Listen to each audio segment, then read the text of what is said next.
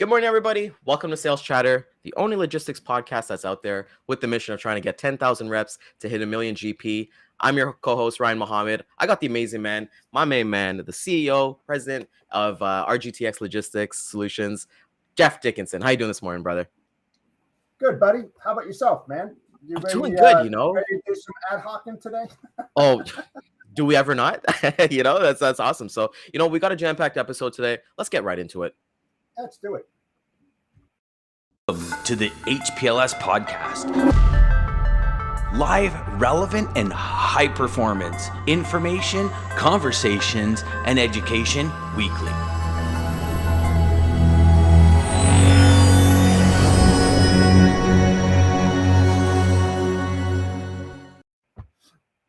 And there we go. It's awesome. Jeff, I'm Canadian, so I don't really pay attention too much. Like American football is not really my thing, but it's hard to ignore what happened last night. That thumping that happened. Can you tell the audience, because that's actually playing into our episode for today a little bit. But what happened last night, Jeff? TCU didn't show up. I mean, the game was over before it started. I mean, it was a pounding. I mean, listen, I've seen a lot of collegiate football in my time, and I've never seen any beating like that. And the thing that was most amazing, and it's almost like in logistics as well, they didn't stop. They had no plan. They wanted to keep scoring. Their main goal and objective was to get a goal and score, regardless of what the score was. It wasn't about that. It was just being completely dominant, off the chain, dominant.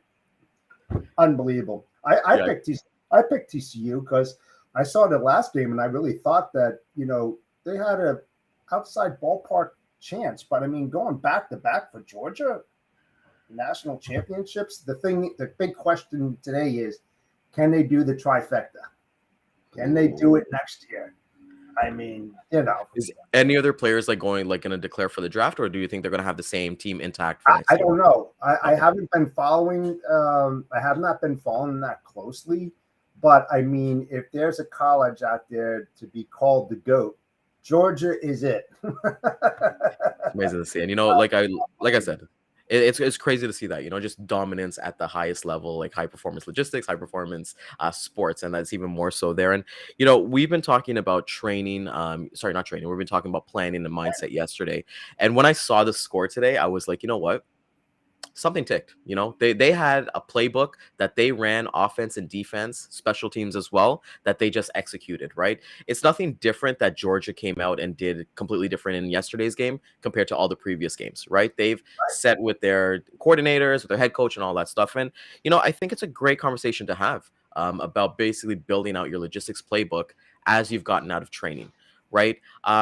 Jeff, let's have some fun today. If you were to build your logistics playbook, either as manager or as a sales rep, or even operations, what would be in your playbook? Well, I definitely want to hire people smarter than myself. That's for sure. I mean, because you're only as good as the people that are underneath you, or beside you, I should say. I hate that, underneath you. It's so demeaning because you rely so much on the people that are sitting in those seats in the trenches day in and day out. So I think, number one, that's the biggest thing as well. And I wouldn't necessarily hire for skill per se. I would rather hire for drive, ambition, determination, where the people that you put in those seats want to succeed. I think that's the biggest part of any great operation or business, is that you have the right people with the right mindset sitting in those seats that want to help you move the peanut forward. Skill can always be taught later on, and that's what a good leader does, right? Mentor, coach, develop their subordinates, show them the ropes, identify problems and ask them how they resolve. I mean, all that different kinds of stuff. That's I think is key in planning on making things work in the best way possible. And I How like about that you? you I mean, yeah, what? I agree with that completely because you set up the right people in the right spots.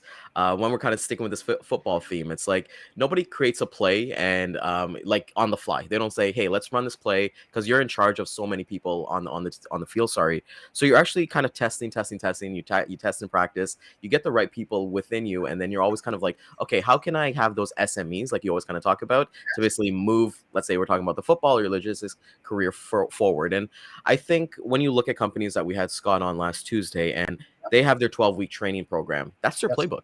You that think about is. that playbook, right? You're sure that they're going to give them material and it's tested and true, but they might make some audibles as they kind of go along. So I think like it's really important, especially when you kind of come out of training. You need to talk about your offensive because I feel like you need to be full on offense when you kind of start to kind of build your carrier base, your prospecting base, your customer base, and even your ops base too to figure out which pods work for you. So I And think like that's the when it biggest comes to thing. Yeah, here's the biggest thing that's missing there. And we are talking planning, right? yep, What do teams do to plan for their game? What do they do? And yep, it's what all logistics and freight brokers and brokerages should do as well. It's the same thing. Do you know what they do? let the crowd know. They study the opposing team. They get that knowledge. They look at their plays. They understand what plays are going to be in certain formations and stuff. Well, isn't that the same thing when you're reaching out to prospects? You want to gain that knowledge. You want to understand who they are, what they do. Yep. And that's how you become successful. You get that one step up, So that's part of the planning as well. Planning to succeed is to get the one up on the opponent so that you can overperform what they're doing. That's the whole key there. Absolutely. And the cool thing about it too is that when we're kind of looking at the football analogy too, it's just if you treat every customer and every opportunity like the Super Bowl, that's where you kind of see like you said, you can work on your niches, you work on things, but gold really comes in.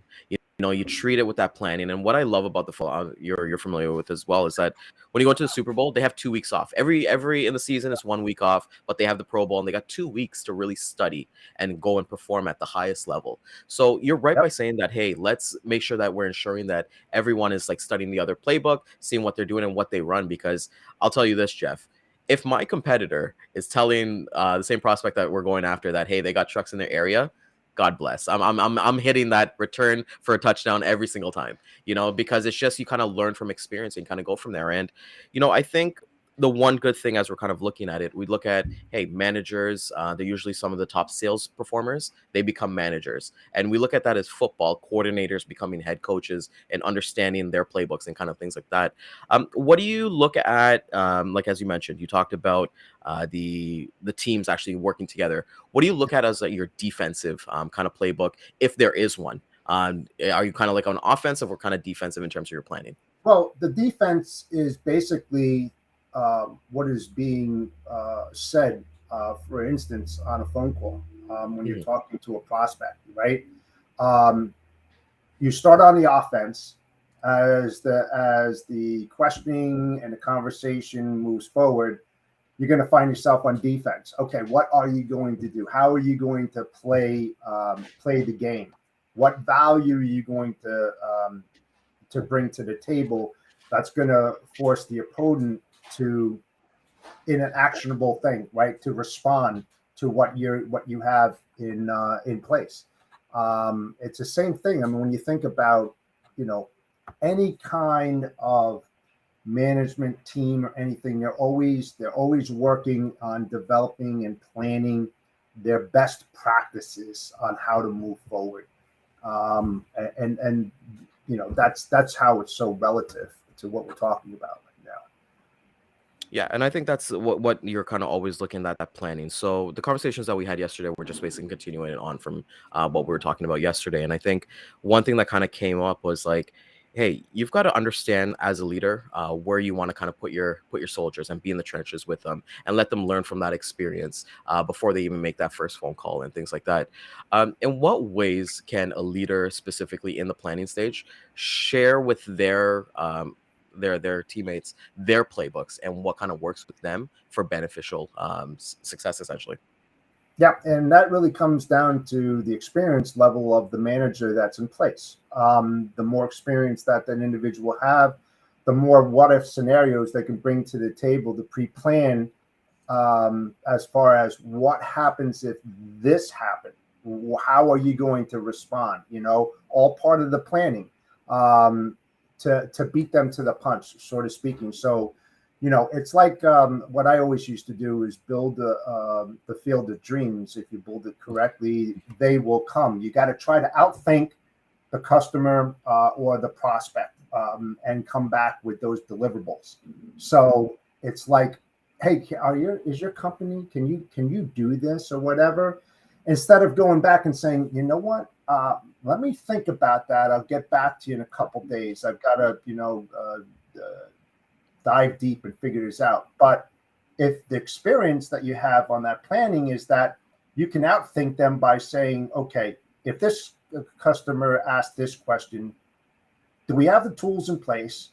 Do we have manpower, whatever, to combat what he's asking?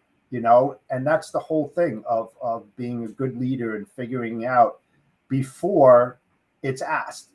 Because if you can't deliver that right away, guess what that prospect's going to do? He's going to go after a service provider that has those tools, that can answer those questions, and you're going to be left high and dry. So it's outthinking the thinker, sort of speaking. So that's the way that I kind of do it. Again, it all really comes down to experience and being in that seat and understand what's the possibilities. What are they going to say? So you can plan out your response. And then this way you can relate that to your team as the what if scenario. Well, listen, if you're making those cold calls and you happen to get this question, here's how you're going to answer it. As rebuttals, yeah.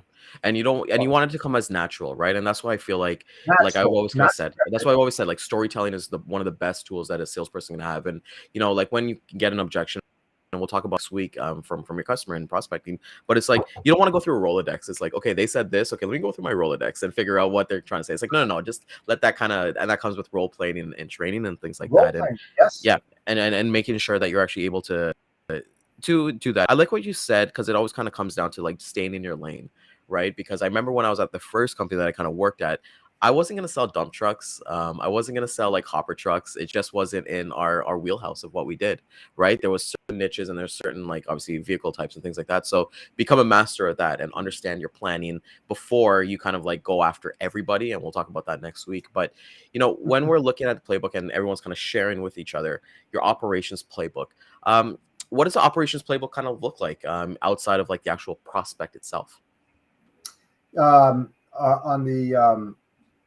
On your business or the customer's side? Both. Let's hit it with both. So let's start with the it really and I asked that because every shipper is different than every than all the others, right? Yep. So you have to figure out that first and foremost. How are they coming at you? What are they doing? How are they doing it? So that you can create the plan, to go back to them, with your experience or what you've been doing. And again, what you said was critical, is that niche, that mode. So the higher probability is if they ask those questions in your mode, in your niche, you're going to be able to respond with the plan of how to attack to help him to be successful and to meet or exceed his expectations or her expectations. So it really all depends. That's why you have to be a good listener to plan. Listen more, talk less, sort of speaking, to understand that. So I love that you said that, because I was actually going to bring this on Friday, but since you actually brought that word up, I read something yesterday was that, the word, you got to be an active listener, because listen and silent have the same words in them, so if you kind of like factor listen and silent, just be silent and understand. And as we're kind of talking here, we're talking about playbooks and things like that. I know myself, when I kind of got out of training, my playbook was essentially intangible, having a notebook, but the other one that helped me as well was a CRM. Right. And some people use CRMs, some people don't use CRMs, right? But I think a CRM kind of what you get to visualize it every single day. And you get to put, before you even make that call, you kind of put your input, the companies you're going into, the research that you've kind of done and everything like that. How important is a CRM set before you actually make that first call, Jeff? Well, now again, and I keep on saying it, you know, I'm going to say, I'm not a sales guy, but I have the experience in that because I touch pretty much everything from cradle to grave in the logistics. So I come across it more on a logistics side, but I do know about CRMs. I have used them, and I had a good boss and a leader that helped me when I was a client development. A executive account manager and client account manager. And what we did with the CRM is that we had birthdays, the key people, the company, the notes. You put that all in there so that you have references. Again, that's the plan. Okay. So you're looking at what mode, what niche you're looking at. You're going through whatever trade magazines or places you can find prospects, and you start jotting everybody down, right? And now you're building your portfolio, who the calls you're going to go out to. Now you have their background knowledge on it, the products, where they ship, their facilities, and all of that. So this way, you have the playbook already created. So when you make that phone call, now you can take additional notes on that. Hey, what do you like to? Oh, you like football? I love football. How about those Falcons? Boom, he loves the Falcons. You put that down there, so that you can bounce back on that previous conversations and bring that up instead of going right for the meat and potatoes and thinking about moving freight and all of this. Now you open up the conversation, and with the CRM, whoever else has access to that or admin capabilities, they can look into the conversations and when the last call was made and so forth and so on that. So it's key. And there's so many different CRMs out there, as you well know. It's just selecting what works best for you. I would say if you're going to use a CRM and starting out, I would choose the one that's most user friendly. Because you're concentrating on making those calls and getting clients on board. Why get something that's really complicated unless you don't want before, you got to get something user friendly and user interface. It's something that people don't want to spend their time in the CRMs, wasting time when they could be doing other things. And I love that you said that, because I know for myself, when I look at my CRM, I look at it and there's always about it. I look through the companies and I'm like, okay, well, they're in this space, and then you're automatically thinking, like, sometimes as you're kind of talking about the guy with the Falcons and stuff like that, everybody knows I'm a dog person. Like I literally closed an account yesterday because I started off an email asking if I could pet their dogs, just as a joke, because I know that they have dogs and stuff. But with that being said, I've spent so many times at like pet stores specifically writing companies down, talking to the store managers about like, what do you guys like about this? What are other people saying about, let's say, the kibble or the toys or the products? And that's where you kind of become an SME. And I think when you're looking at a CRM specifically and building your playbook, figure out your niche, and at least figure out your niche is something that you're comfortable with, or something that that you can talk about it for like pretty educated about it. Because hey, I'm not into like I've always kind of said, I'm not into, like, let's say, like gas cylinders or like anything hazmat. I wouldn't go make my phone call to customers who do hazmat, because I would look like an idiot. I would look like I don't want to have to put my customer on mute and then be like, hey boss, this is can you help me with this, right? But you got to kind of stay in your lane and then scale up. Jeff, you always talk about niches, but I want you to talk about it now. Like, what would you kind of do for a playbook for your niches? Some tips and tricks for them. Basically, I would write down everything that I would want to know about that organization. Not talking anything about freight, the issues. Try to get him to expose the issues that's happening on site, because I love that kind of stuff. I mean, that's my passion, uncovering those type of issues without saying, I got capacity, got the best rates. They don't want to hear that kind of stuff. It's the other stuff that's more important to them. So when you start talking their language, they listen more, and say, listen, whatever you want to say at the end, say, listen, love the conversation. I'd love to have a follow-up call. How does next week look? And if that doesn't work for you, I'll work my schedule around yours. Send me a few dates, a few times, and we'll go from there, And if you really have a really good conversation, again, listen to the tone and the voice. you're going to realize whether or not you're actually going to get that phone call or that email based on your discussions. So, do a lot of homework. That's all part of the plan. Do a lot of homework. Get on the same playing field. Don't be on a football field when you should be on a baseball field. I love that. That's exactly that. That's the best analogy that you can take, right? Because it's really important to, like you said, you find out what your niche is and stay in your lane, and become that expert and research, and don't get caught up in research so much. And we'll talk about it prospecting, because I don't want to get into like phone calls and stuff like that. But you don't want to get that like paralysis of like research paralysis. Like you're on that website, you're checking all this stuff, but nothing's getting done. You're not making that call. You're not sending that email, right? But know what to look for. And like you said, uncover those problems. And just to touch on that, Jeff, like that's actually one of my favorite part about talking to people is asking a question and just shutting up. Like I sometimes I'll put myself on mute, let them talk, even if it's awkward. Who cares if it's awkward silence? They're eventually gonna open up, right? Yes, absolutely. And I can use this as an example. So I'm a night Columbus, and we had a meeting last night, and there was this guy there, and we just happened to have a conversation. I've known Ralph for probably about a half a year now, and then we just said, "Hey, what do you do?" Well, I'm the director of warehouse. I was, "Oh, so you're in logistics and stuff like that." Sure enough, what he says, "Hey, what do you do?" I said, "Yeah, I've been in supply chain and logistics, blah blah blah blah blah blah blah blah blah. Where are you located?" "Oh, I'm down, near Morristown." I was like, "Oh, cool. I'm up, blah, blah." And we started talking and everything. And next thing you know, he says, "Send me an email." This is a monster size chemical company that has 52 locations globally. And he wants me to meet the director of logistics there. From a simple conversation, just being cordial, not overspoken, just keeping it very, very simple, saying the right things.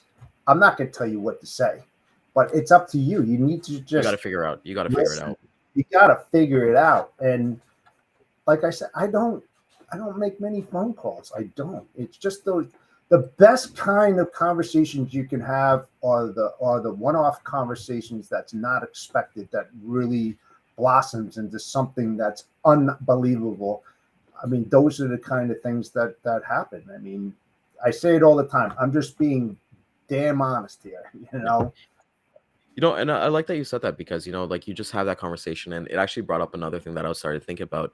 If you're somebody who's new and you come out of training and you're kind of planning stages, so you're ready to design your career. Look at what you do, Jeff, with like your North New Jersey supply chain luminaries, what's your name? But join those kind of clubs. Find those transport clubs in your area. Like get yourself familiar with the people in the door, because like if you could surround yourself with true professionals who've been in the industry, and you're not the smartest one in the room, you're gonna have one leg up. You're gonna be able to connect and have those conversations, like you just said. Hey, what do you do? Oh, this is what I do. And then you never know, those things are blossoming completely there. So I think you said that. That's why I made that. I mean, I wanted it to be much different than any other club out there. It's all knowledge based. It's peers helping peers and other people that are entering the business that wants to learn, to help them define their whole. I mean, seriously, where they can fit in. A lot of kids out there that are coming out of college, Ryan, they're so interested in logistics and supply chain, but they just don't know where to fit. They got their majors, they got their minors, but there's so many things involved. They come to the club, they start talking to people, and then the light goes off. Never thought of that. Tell me more. That's why I created this one. It's not, like I said, the good old boys club drinking beer all the time and all this other stuff. It's knowledge based. I want to help people. And then you're helping people design their own playbooks as well, right? So that's the one thing, and you're able to do that. So design your own playbook, but being able to like assist with other people's playbooks, and that's what I think is like really, really important. And because we're all a collaboration at the end of the day, right? Whether we're planning. I'm always asking, I know we said yesterday, like the squeaky wheel gets the grease, right? So always be kind of like a student and kind of want to get that help, whether it be clubs, asking other people in the industry. And that we do, I think like people as well should be in quite a bit, because like now I think, I don't know, within the last 2 years, I've really seen like a camaraderie, at least. Like I don't see competitors on LinkedIn. Like I really don't. I see collaboration. So I see a lot of young guys too as well. Like they're getting the industry and they're posting. They're getting feedback. They want to learn. They're having conversations with competitors that maybe back in the day it was said, no, you don't talk to a competitor. Like, why would you want to do that? But you do have those resources available that I think you got to take the initiative to actually want to learn and actually want to. It's a give and take proposition. That's Yeah. what it is, you know. And I'll use myself as an example. Yesterday, right? I need a warehouse location in Sutter, Wyoming. I remember seeing that. In Wyoming, so I had to put a post out there to the peeps out there on LI saying, "Hey guys, I need some help." That's what it's all about, you know. And if somebody says, "Hey, I don't do a lot of stuff in New Jersey. Do you have anything there?" Reach out, man. I'll put a connection together. You know, if I can help you out, sure. You know, and sure enough, you know, I got a few responses, and I'm gonna have a meeting. You know, so it's like, if you don't know it, don't fake it to say something that you shouldn't say. You know, reach out and find who does know it. You know, that's the whole thing, you know. And that's the whole thing. It's about collaboration. Because like I could see the mindset where people are like, I don't want to ask for help because let's say my customer sees, you know, or my prospect sees, and they reach out and be like, oh, you're not the person. But at the end of the day, being able to be vulnerable and knowing what you're talking about, right? Because let's say you're brand new and you got this prospect and you're asking for help right away. It's gonna, and the customer sees that, then it's gonna be like, okay, well, maybe a little bit of doubt. But if you've built that relationship with them, whether it be a couple months, a year, or even like you've done a couple shipments with them, and you're asking for help on maybe like the 5th or 10th shipment, then they're going to be like, well, no, his track record is really good. Let him do what he's got to do, right? Because people might be afraid of that. Correct. Yep. From there. Absolutely. So it's tough. Yeah, you know, and I think, you know, when we're coming down to planning and things like that, we've got so some amazing topics, you know, and I personally can't wait to get into prospecting next week because that's kind of like my bread and butter that I definitely love. But I wish that we had these kind of episodes when I was in that stage in my career, you know, understanding that, hey, I just won't come out of training and just start banging calls. And people always kind of say, hey, bang out 1,000, but I'm calling a construction company first, then I'm calling a meat company the other one. It's like, no. I wish I had something like this. So I hope everyone's kind of finding value from this because, you know, we're giving away our playbooks. You know, that's what is amazing with us, right, Jeff? Yep, absolutely. That's what we're here for. You know, to engage and help people to realize things that they may not have thought of. You know, I mean, I may learn some stuff from you, Ryan, because, you know, I'm not that cold calling animal that are out there that just need to be like hammering those phone calls, you know. Mm-hmm. And I it's because I was that shipper, man. I'm just being honest, man. I hated that stuff every single day. You know, so I mean, if I could help somebody to realize what they shouldn't be saying when they make calls to prospects in logistics and warehouses, I'll do it, man, because I freaking hated it. Like, I'm passionate about this. I hated those phone calls, not making them, receiving them. Be terrible. So you're both sides. Yes. So it's crazy to think about. So, you know, we're giving this value away for free, and there's so many other podcasts out there as well. So definitely, we want to thank everybody for coming out this morning. Hit the replay again at 12 and 3 p.m. Eastern time. Tomorrow, best day of the week. We've got the main man himself. I think we're gonna have Ken tomorrow. I think we've got to talk about that if we got Ken and Dean tomorrow. So. Yeah, I think we got Ken tomorrow. So either way, we're going to bring up some value. I know they go on live at 10 o'clock on Dat IQ Live on YouTube. I think they go on LinkedIn as well. So definitely check out that show to get some data. I checked out one of Dean's blog posts yesterday talking about the next 3 months. So definitely a great read from there. So anyways, everybody catch replay 3 p.m. Eastern time, LinkedIn, Facebook, YouTube, and Twitter. Join us tomorrow. Jeff, always a pleasure, brother. I know you've got Thursday, the launch. Like, let's hear that about Hold My Beer as well. Yeah, finally we got a system that's up that's going to be running supposedly good. We're going to find out, but that's actually going to be the real relaunch of Hold My Beer. So join us. That's all I can say. It should be a little bit better than last week. Disaster last week, but well, there's no way to we go. Pick up the pieces and move forward, though. Well, you got to pick up that fumble and just like, you know, just to make sure you recover that and just go on offense, you know. So stick with the football team. So everybody, take care. We'll see you guys tomorrow. Have an amazing day. Crush your sales. Thanks.